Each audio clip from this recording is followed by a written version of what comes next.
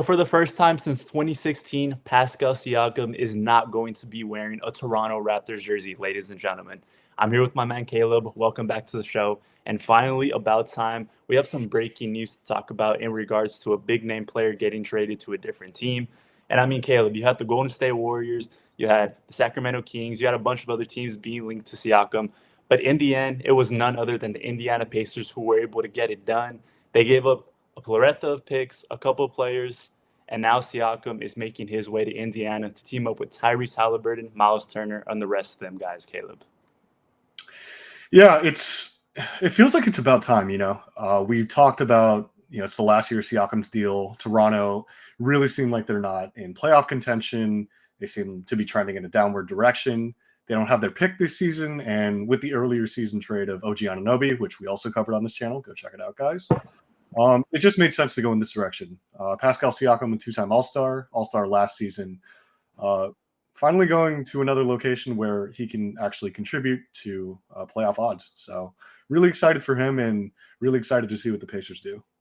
For sure. Yeah. Real quick, the full details of the trade, which broke this morning. A lot of people woke up to it, including me and you, Caleb. And, it was just a shocker really getting things started just about a month from the trade deadline. Super excited. But the Pacers landed Pascal Siakam in exchange for Bruce Brown, Jordan Nwora, 3 first-round picks, with 2 of them being in 2024 and 1 in 2026. And they also threw in Kira Lewis Jr. So overall, a haul that was highlighted by the 3 first-round picks. We all know how those are super valued in today's NBA. And real quick, we just got to show some love to Mr. Pascal Siakam, who really put his heart and soul into that franchise. All reports were showing that he didn't want to get extended right away by any other team than Toronto. And he took it really hard when he found out that his name was in trade rumors last season. So, I mean, spent all 8 seasons of his career there. He was a huge piece alongside with Kawhi Leonard, Father Fred, and all those other guys in winning that 2019 title. But taking a look at the Toronto Raptors right now, they're the 12th seed in the Eastern Conference, 16 and 25. And Caleb, we talked about this during our OG Anunoby and RJ Barrett trade video. I told you that it was going to happen. They were going to need to trade Pascal Siakam this season. And it was because they just weren't competitive enough to get to where they wanted to be back into that top 6, top 4 seeds in the Eastern Conference. And their 2024 pick this year, it was top 6 protected. So therefore, if it fell out of the top 6, it was going to go to the San Antonio Spurs. And just being in the position that the Raptors are right now, they need as many picks as they can get. No, for sure. When you're a young team and sort of resetting the timeline like they have been with RJ Barrett and Emmanuel Quickley, like they did in the previous trade, this is just another move that kind of adds to that. You ship out Pascal Siakam, your star and your cornerstone for the past 3 or 4 seasons, sans Kawhi. He's watched every single other guy from that championship roster pretty much disappear. And he was the only one left, and it really felt like it was a matter of time for him. Now, with Toronto, the surprising part for me, for Masai Ujiri, given the earlier rumors that Sacramento were in the sweepstakes, and they didn't want to give up Keegan Murray as that established asset to get Pascal Siakam services. Now, part of that is also due to what you just mentioned of him not necessarily wanting a contract extension in Sacramento. So that might have been part of that equation as well. But for the Raptors, bringing in Kira Lewis Jr. from the Pelicans, we didn't really mention him in our Pelicans episode, mainly because he hasn't really been in their rotation. Lottery pick from a couple seasons ago. So we'll see what role he can play. And then Jordan Nwora, a guy I know well, 2nd-round pick from the Milwaukee Bucks. Pretty good three-point shooter, not necessarily the best defender. He's had some moments here and there, shown some decent athleticism, but we'll see what kind of role he can carve out for himself in Toronto as well. And then Bruce Brown, guy who was very instrumental for Denver's championship run last season, got a pretty big bag from Indiana in the offseason, 2 years, $45 million. And it'll be interesting to see if he sticks around or if he is going to be shipped off to another contender elsewhere. But for the Raptors, now it kind of turns to Gary Trent Jr. as that last sort of piece that might get dealt as a veteran.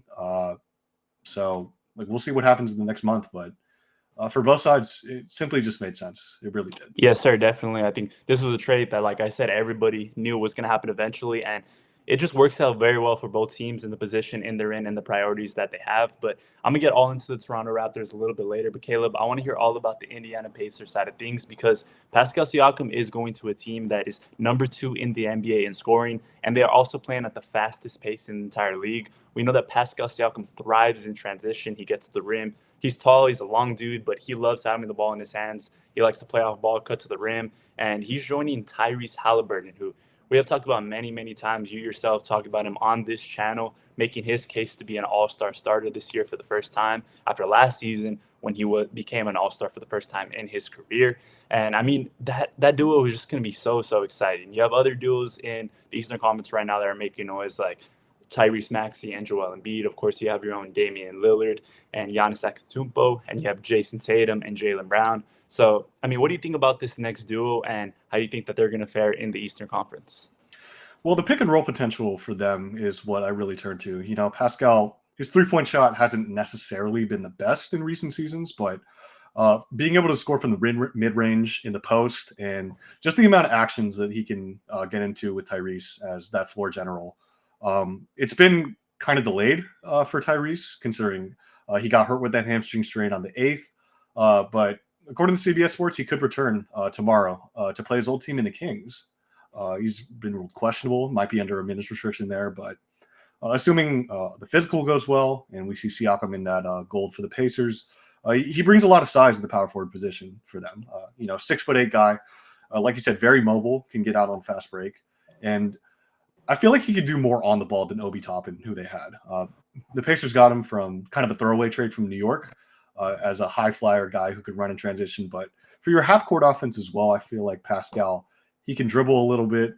He can self-create, and he's averaging 5 assists this season too, as well as 22 points and 6 rebounds. So replacing Bruce Brown, who was also playing some of those undersized 4 minutes, I think that's just going to help their defense a little bit, knowing that's where they're a bit lacking.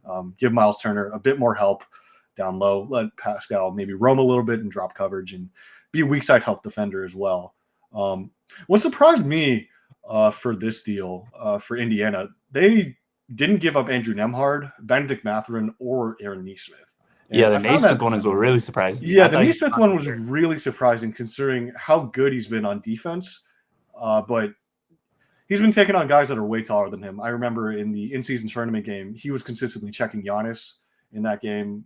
And Giannis, he had some moments. I think he put up, I want to say 30 and 10 that game, but Nesmith was holding his ground, whether it be drawing tough fouls or just not giving up any inch. So you throw a bigger body in there, that'll definitely help their defense. And for me, Masai Ujiri, it seemed like he already had his established assets in RJ and IQ. And how Sacramento wasn't willing to give up Keegan. He felt like this was the best bet. And 3 first-round picks, that's just a lot for a former All-Star. And given how some of these trades have been in recent years, I feel like 3 picks for an expiring contract is pretty fair value, to be fair. Now, again, much of the talk around Siakam was that he wasn't going to sign anywhere but Toronto. But his agent recently said in the aftermath of the trade that they're excited to be in Indiana.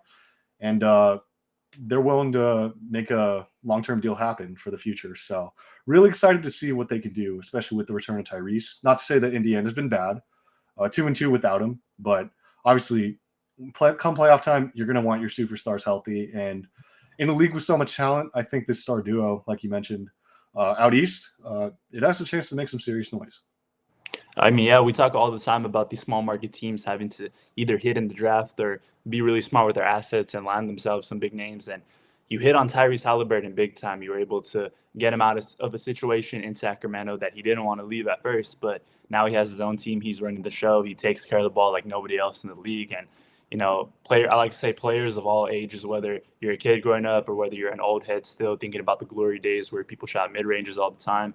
You love the way he plays. So the Indiana Pacers recognized this. They saw how he was taking this next step to that superstar level, and they immediately got him some help when there was a player that was available. So props to the Indiana Pacers front office for being very, very aggressive in this trade market and, not really letting another team get him. I feel like Tyrese would have been very, very upset if the Sacramento Kings of all teams were able to land Pascal Siakam, and he knew that there was a chance that his team could have got him. So I'm sure there were some hard conversations had there, and Halliburton I obviously used his leeway with the team to tell him like, hey, get this deal done. Let's not necessarily go all in this season, because I do think there's still moves that could be made by the Indiana Pacers, and you still have some growing room to do. But I think if you compete, you maybe get up to a number 4, number 5 seed in the Eastern Conference. You compete hard in the playoffs. It's going to show Siakam that this is a place that he's appreciated. This is a place that he can continue to grow as an off-ball scorer, as a defender, and he could not necessarily be a complete number 2 to Tyrese, but it could be a very, very nice 1A, 1B over there in Indiana. And Buddy Hield potentially could still get moved. That's someone that's been in trade rumors for a long time. Miles Turner, he's been an on and off guy, someone that literally came out and was trying to pitch himself to the Los Angeles Lakers last trade deadline. That was something else entirely. So the Indiana Pacers, they've come a long way since all of that, and they have one of the deepest teams in the league. We always talk about how that when they still had Bruce Brown, they had like another 5-man rotation off the bench that all of them, rightfully so, could have been starting on some NBA team all around. So it's been awesome to see what they've been able to build. And just overall, the Indiana Pacers have a good thing coming. I'm glad that they were the team that landed Pascal Siakam. And I mean, Caleb, did you expect that the Pacers were going to be the team to land him? I know, like, you've been super, super excited to talk some trades. And when we did talk about teams like the Warriors and the Kings and even the Lakers at times, we thought Siakam could have been on all of those teams' radar. Are you surprised that the Pacers were able to pull it off? Surprised, I don't want to say is the right word, just considering the base that you have. Tyrese has ascended into full superstardom this season, so you feel like you have to make a move and surround him with better talent. I respect the move there, and given how Indiana's been talking about trying to get OG Anunoby for the past couple off seasons, they had the pick equity to go after this move. So it wasn't necessarily surprising for me that Indiana was one of the teams. For me, I think the Dallas Mavericks should have moved a bit harder to try, in my opinion. We've talked about it a lot on this pod already, just how Luka and Kyrie have to do so much for that team and the lacking roster around them. I feel like if you would have gotten Pascal Siakam, it would have taken a lot of pressure off of them. And just the amount of responsibility that both of those guys have still. I believe they played the Lakers tonight, and despite Luka having a 30-point triple-double, they lost pretty handily. Yeah. I want to say by 20. Yep. So, and you pair that with the fact that they're playing 40 minutes a game in the regular season, like, it's just, I don't think it's sustainable for like long-term success. And I know that Kyrie signed a long-term extension in the offseason this year. Luka's on his rookie extension from a couple seasons ago, but I feel like patience has got to be running thin. Things move very rapidly in the NBA. So if Luka ends up saying he's not necessarily content with like a low playing spot or even maybe missing the playoffs this year, with some rising teams like the Houston Rockets and the Utah Jazz this season, you may never know what could happen in the offseason. So I think Sacramento, if they weren't willing to give up Keegan Murray, I honestly wouldn't have either. So that's fine there. The Warriors, you could have made a move there, and some tragic news from them. One of their assistant coaches unfortunately passed Rest away. in peace. Today. Rest in peace, the man. Super young, only in his 40s. Never like to see that. 40s. And I'm happy that they did postpone that game so the team could pay their respects in every way they know how. Yeah. So just a really rocky season for them as well on all fronts, not just on the court, but off the court. Would that have necessarily helped them? Maybe trading Andrew Wiggins out? I'm not sure, but I think Dallas, for me, is the one that sticks out as the team that might have missed out the most on this. Yeah, for sure. We're going to see Dallas just like every other team in the league if they're going to be aggressive at the trade deadline. So that's going to be something to watch out for. But speaking of trades, I had to ask my followers on Instagram once again a question, and I just want to highlight everybody for tuning in and participating. You can follow me at Noise by Noel. I'm going to be doing this before every single video. So if you want to be in our video, hop in as a guest in some small way and get our reactions to some of your hot takes, make sure to follow me and keep an eye out for my Instagram stories. But I asked them who is one player that they hope gets traded by this year's deadline, and here's what they had to say. First off, we got at NotPolo9. He said Colin Sexton deserves a chance to be a consistent starter again. Caleb, this is someone that we talked about for a couple times off camera, just saying that he's slotted into this starter role here and there this season. And the Utah Jazz, they've been making some incredible noise. We're going to be making a video about them very, very soon, about them really figuring things out recently with the new starting five. And he's been a huge part of that. No, definitely a huge part of that. We all kind of saw his scoring potential in Cleveland when he first got drafted. 20-point per game scorer, but the fit next to Darius Garland wasn't necessarily great. He gets shipped off to Utah in the Donovan Mitchell trade, him and Lauri Markkanen. Uh, and last year, they kind of made some noise. They started off the season, I believe, as the 1 seed.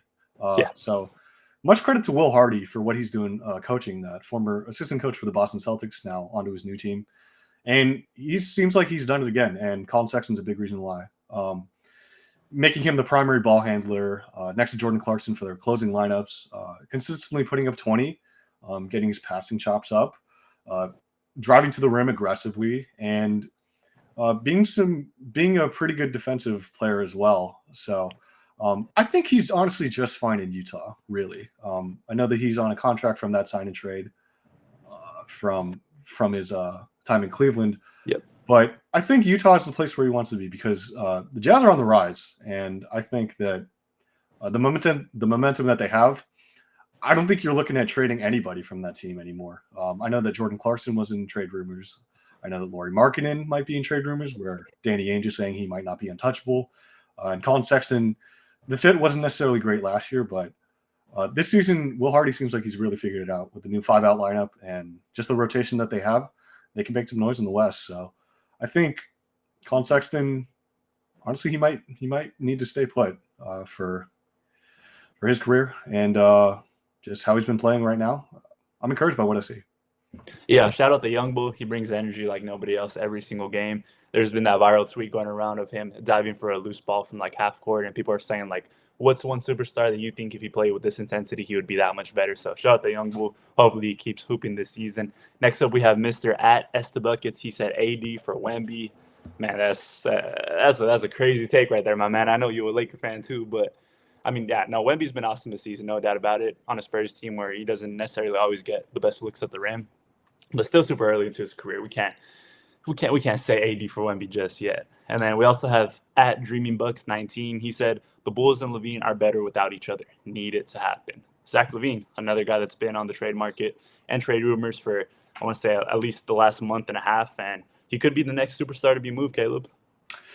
Yeah, he definitely could be. I think what's scaring teams right now is his price tag, and we've talked about it before. You're paying, I want to say, nearly $40 million to a guy who might not be your second or even third option.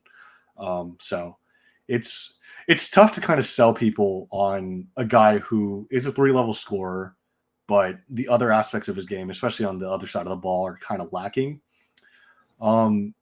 Philadelphia is a team that might be in those sweepstakes. I know that we've kind of talked about it on the spot a little bit with the amount of picks that they got from the James Harden trade and the amount of expiring contracts that they have off the books this season. They could pair Tyrese Maxey, Zach LaVine, and Joel Embiid together, obviously, but honestly, I'm not even sure that would move the needle. Joel Embiid, what a performance by him, by the way, against Nikola Jokic the other night. Very impressed. Broke his 30-10 streak, but he still managed to put up 47 and 11, I want to say, and hit multiple clutch shots in the fourth quarter. So really masterful from him. And it seems like he's just been getting better. So while Philadelphia, I would advise them to make a move to go all in this season, seeing as Embiid might possibly be better than ever at his absolute peak right now, nearing 30. I'm not sure if Zach LaVine is the one to really move that needle for them. Yeah, LaVine is a very interesting topic and player in the NBA right now, considering his situation and considering that, like you said, Dreaming Bucks 19, that the Bulls are playing better without him. And he's been injured for a little bit now. He has a history of lower body injuries on that massive contract. So, yeah, the word around the NBA is that there's not a whole lot of suitors for him, but you never know what could happen. You never know what could be attached to him, like an Alex Caruso, maybe even DeRozan gets moved as well, and the Bulls just kind of clean house and try something new. So his case is someone that we're going to follow and best believe when he does get moved, because I do believe it's like a 99% chance that me and Caleb will be covering that. And next up, we have my guy at Rhymesayer14. He said Clarkson, so he can get back to championship contention. Lakers need him back big time. I do say that the Lakers would definitely love his services at this point. I mean, I was listening to the Laker versus Jazz game the other day on the radio when I was in the car, and one of the ESPN LA announcers was saying how he's like a whole different dude now. He has long hair, tats, and he just plays with a whole different form of confidence now. He's found his role in Utah, And like you were just talking about Cole Minutes, Caleb, he was early in the season in trade rumors, but he's also been a huge reason why they've been able to very heavily outperform a lot of teams recently. And I think you already touched on it, that he, just like Sexton, he probably may be best to stay put in Utah right now. But I think the interesting thing is that the Jazz as a franchise, they might look to sell high on some of these players right now, like a Clarkson or a Sexton. Yeah, six man of the year candidate in and out. He got some All Star buzz, I want to say, in 2021 when the Jazz were the 1 seed with that great team they had with Donovan Mitchell and Rudy still there. Obviously, going into a rebuild is never easy, but for a guy in like near his 30s, pretty manageable contract, and it seems like he likes his role as a leader on that team, as kind of the veteran voice for that locker room. I know they have other guys like Kelly Olynyk who've been around the block, and Laurie Markkinen kind of as a veteran himself, but Clarkson's been there for a pretty long time now, and I think just his role as a firecracker off the bench, a guy who can put up 20 on any given night, and a guy who can close for your lineup. Hasn't really shot the best from three-point land in recent weeks, surprisingly, but still a piece that I think Utah would be wise to hold on to and maybe push for a playing spot this season. Yeah, definitely. Definitely 100%. Last up, we have at Long Guy Mike. He said KD to the Thunder to win one with his original team. That would just be a full circle moment if KD did get back to OKC somehow and, finally just kind of made good with the NBA community again. I think that would be insane, huh, Caleb? This is one that has been in like the hypothetical pipeline for me for a while, considering the Thunder coming off of back-to-back losses in LA, one to your Lakers, and last night Paul George. What a performance! He had 18 points in the fourth quarter, awesome, unreal. He was ripping guys, throwing down dunks, hitting contested threes like no other. You got to play Didn't You Know in the background real quick, that instrumental. real quick. Some smooth operator, yeah, because he was looking smooth. But this one is really interesting to me because the Thunder, I think, still lack a bit of size. You have Jalen Williams at 6'5" playing your power forward role, and that's not to say he hasn't been great. Another 20-point game for him last night, and he's really been showing off his passing chops. He's gotten multiple 10-assist games this month. But if you put Kevin Durant on the Thunder, slide him into that 4, give Chet some help on the defensive end as a help guy, and you inject that lineup with another 30-point game per game scorer. Not to mention the story behind that. I really like that deal. Now, it probably won't happen considering the amount of assets that Phoenix gave up to get him, but in some alternate universe, am I right? Oh yeah, alternate universe for sure. But yeah, interesting for sure. Yep. So that's gonna do it for our follower entries. Appreciate you guys for always tapping in with us. Make sure you follow me and just be a part of the show. We love being able to take a little break from our topic and just talk with you guys a little bit. But we're going to get into the Toronto Raptors side of things. Now, first part of that trade that everybody recognizes is none other than Mr. Bruce Brown, who me as a Laker fan, I know very well. He cooked us in that Western Conference Finals run, and just the entire playoffs, he really made a name for himself. And that's what led him to landing that 2-year, $45 million contract with the Indiana Pacers. This season, he's averaged 12 points per game, 32% from 3, 47% from the field, 5 rebounds.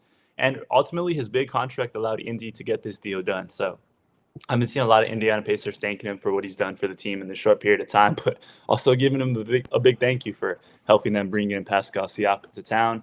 And Yossi Goslin, who is an NBA cap expert, shared his own opinion, and he said that just looking at his contract and looking at the current Raptors situation, Bruce Brown is a prime candidate to get relocated to a different team. I mean, that always sucks, getting traded and then automatically not knowing if you're going to get moved, not knowing if you have to take a flight, take your family, sell your house, all that stuff. But personally, I wouldn't hate for him to stay in Toronto. I think he brings really good competitive vibes. He's someone that is an outspoken dude and backs up his play. And I think especially with Dennis Schroeder on that team, that would make for some great practice and on-court moments. And obviously, he brings championship experience and guidance. He's a floor spacer. He's a microwave scorer. And like I said, that 2-year, $45 million contract will be expiring after next season.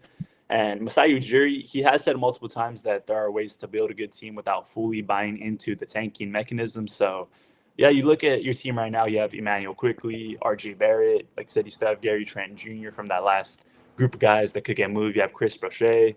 And I just think it would be pretty interesting, Caleb, wouldn't you say, if instead of getting moved, Bruce Brown did at least stay on this team for this season, and then there's still that team option to bring him back next year before his deal is fully expiring. Yeah, when you think about what their potential starting lineup might be, I mean, you might want to slide in IQ. Uh, Maybe Bruce Brown could play the 2 or the 3. It doesn't really matter considering, like, he is 6'4", so by height he is a guard. But Yeah, and even uh, though he's making 23 million, he's comfortable in coming off the bench and being that microwave guy. absolutely, and he did it for the Nuggets, and he proved valuable in that role. I remember in the Nets championship runs from 21 and 22. He was arguably the second best player in that 22 series because it Yep. seemed like Kyrie and KD didn't really have the best showings. And Yep. for him, like you mentioned, a decent 3-point shooter, 32% this year. He could get that up in a new location. Who knows? But you talk about a guy who's a veteran. He will do the dirty work. And it might be valuable to keep him, but in my mind, it might be best to move on from him. Maybe not this season. You keep him around to get some experience. Maybe he can show Scotty Barnes a few things.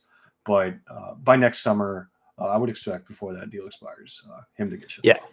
Yeah, this is where it gets a little complicated too, just because the NBA's new CBA, we all know it's super hard to maneuver around because the players, they want their rights, but the NBA is going to clap back and, always put themselves in a position to still hold control some form of way. So because Bruce Brown just got traded after signing that new contract, he cannot be traded or aggregated with other Toronto players in any way, shape, or form before the trade deadline. So if he is traded within the next month, it will have to be him by himself. So they're going to have to figure out a way to make the contracts work.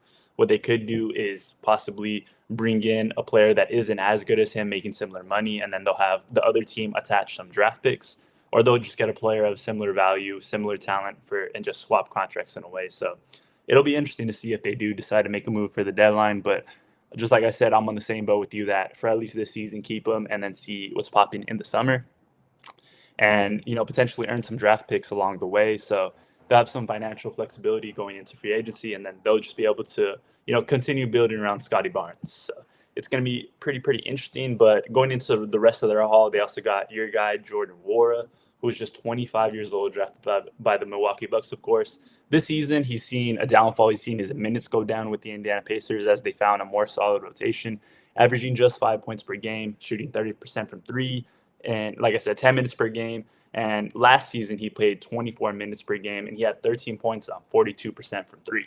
He's an athletic and a skilled scorer when healthy and in rhythm, so maybe somehow, some way, he could find his way back into the Raptors rotation and on a team that doesn't have as high expectations as the Pacers do, and as many, I would say, experienced and successful ball handlers at the moment, because you have Quickly, obviously, and you have Schroeder, but he can definitely plug his way into the game off the bench and get some minutes. So I know you yourself being a Bucks fan, you probably hope to see him do well. And then they also got Kira Lewis Jr., 22 years old, a very small guard, only 6'1". The Pelicans sent him to Indiana, who then sent him to Toronto in a similar manner that I was talking about, where you can only trade players by themselves when they're in a certain TBA situation. He's played 15 games this season, 3 points per game on just 10% from three and 30% from the field. Heavily struggling against NBA defenses this year. This one, that size really comes into play for him. So I think that the Raptors are probably going to throw him in the G League, see if he can get numbers up there, and then either look to, unfortunately, move him once again or, maybe just waive him at that point.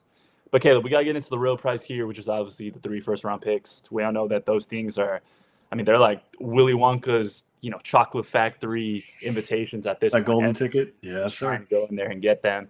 Mm-hmm. And they're trying to be like Charlie getting that special invite. But pick number 1 is 2024, and it will be from the worst of the following teams: the Utah Jazz, the LA Clippers, the Houston Rockets, and the OKC Thunder. So Toronto should be praying Markkanen gets traded and Utah falls off like last season, because those other 3 teams I mentioned, they all look very solid, and they're all going to be pretty high up at that point. And then pick number 2 is Indiana's own 2024 pick. Obviously, Indiana is in the playoff race as we speak, and getting Siakam, they're only going to get better. But, having a first-round pick never hurts. Even later on, we all saw guys like Jaime Hawkins and Cam Whitmore get drafted late, and then the Warriors also got their own gems.